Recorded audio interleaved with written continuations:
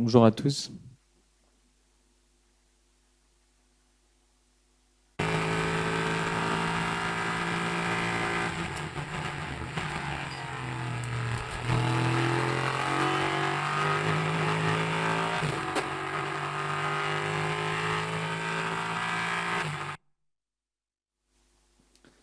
Voilà ce qui rythme ma vie depuis maintenant plus de 4 ans.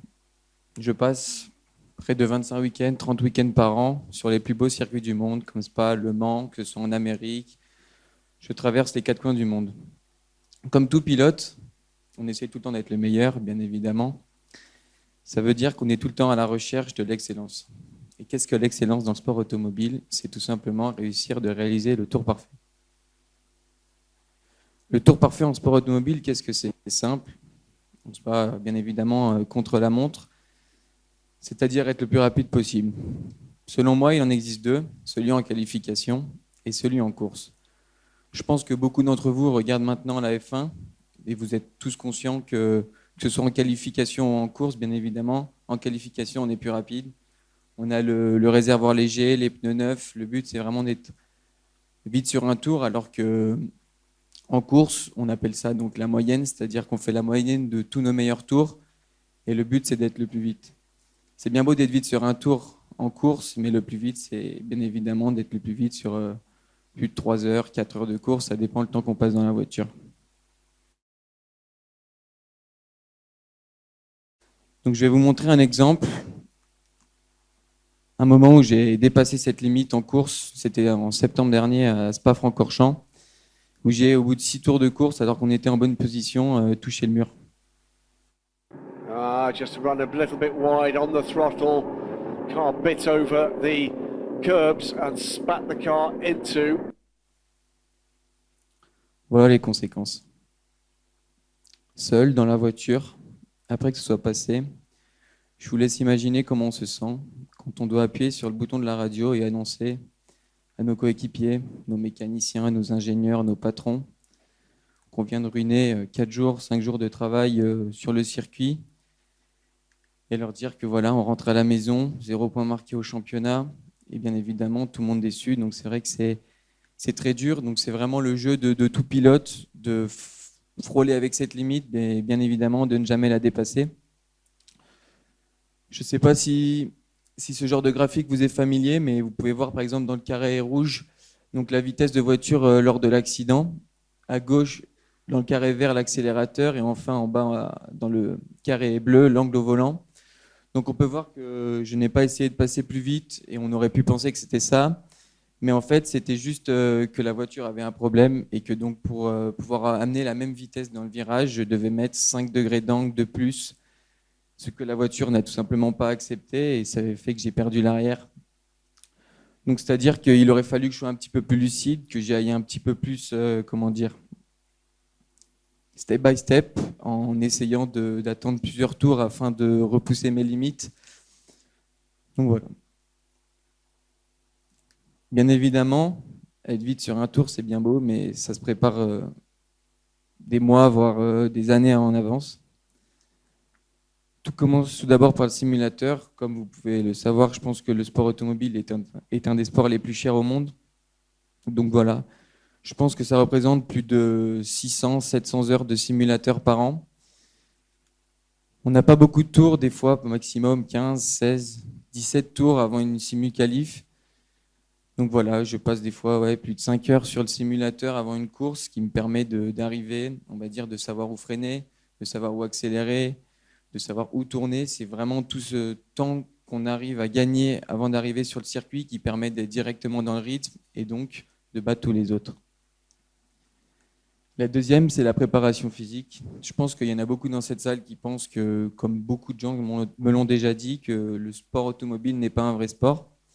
Ben, je les invite à passer plus de 3 heures dans la voiture, à répéter pendant plus de 90 tours et plus de 900 freinages, 900 réaccélérations.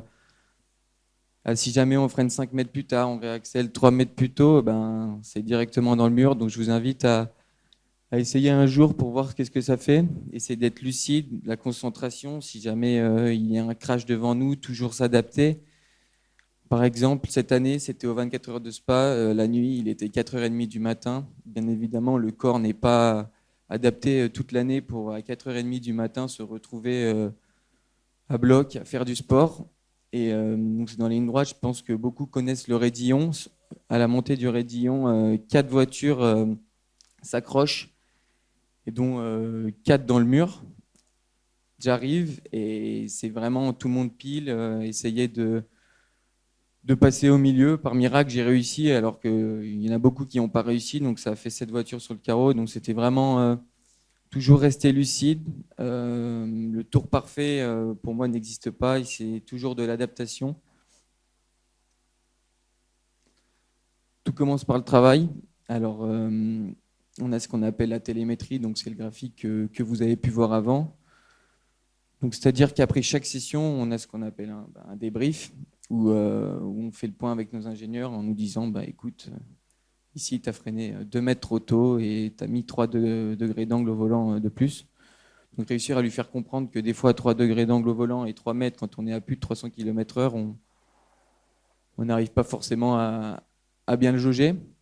Donc voilà, c'est tout le travail, parce que forcément, le cerveau n'est pas adapté, a besoin de travail pour comprendre à 300 km/h et à réussir à jauger la distance de 3 mètres qui, 3 mètres plus tard, nous fait louper le point de corde, donc nous fait perdre 2 dixièmes.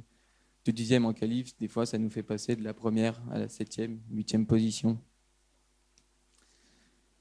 Le deuxième point important pour moi, c'est l'adaptation. C'est-à-dire que ce soit en qualif où on a les pneus neufs, le plein, aucun essence dans la voiture, ou alors en course quand on a des pneus usés, ou forcément quand on a le plein et qu'on est 4 secondes moins vite.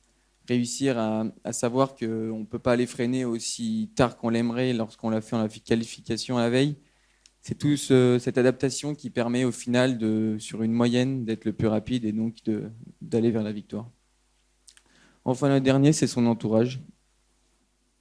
En septembre 2021, j'ai rencontré mon coach actuel qui s'appelle Guilain et qui m'a dit: écoute Antoine, c'est bien beau, mais il va falloir quand même s'améliorer, il va falloir qu'on fasse un step parce que là, t'es pas assez rapide. Je peux vous assurer que ça fait mal au moral. Et après, même pas 4 jours à travailler avec lui, on a gagné à Spa. Donc, en fait, il m'a fait me rendre compte que l'adaptation et le travail, c'était vraiment essentiel. Et il m'a essayé, et il a réussi à mettre les deux en pratique sur moi. Nous voilà 4 mois plus tard, en Asie, à Dubaï et à Abu Dhabi, faire le championnat d'Asie. On y était allé dans le but de travailler, et je pense qu'il m'a fait travailler plus de 50, voire 70 heures en 2 semaines, à me faire des Excel, à me coucher tard pour me faire comprendre que voilà, là je freinais 2 mètres trop tôt et que je prenais 4 centièmes dans ce virage. Et résultat, on s'est retrouvé à gagner ce championnat alors qu'on était parti dans le but justement juste de travailler. Donc voilà, je me retrouve ici devant vous à témoigner tout ça pour vous dire que le tour parfait, tout simplement, il n'existe pas. Il faut savoir s'adapter en toutes circonstances, à tout ce qui se passe en piste, des choses qu'on ne maîtrise pas, par exemple la météo, savoir s'adapter, parce que selon toutes les pistes, si jamais il y a 30% de pluie, 70% de pluie, on ne connaît pas le grip actuel, c'est-à-dire que tous les tours, il faut aller chercher un petit peu plus de grip, essayer d'autres trajectoires, de remettre l'accélérateur 3 mètres plus tôt, 5 mètres plus tôt, essayer de tester. Et en fait, c'est toute cette adaptation qui permet qu'au final, on va pouvoir être le plus rapide. Merci.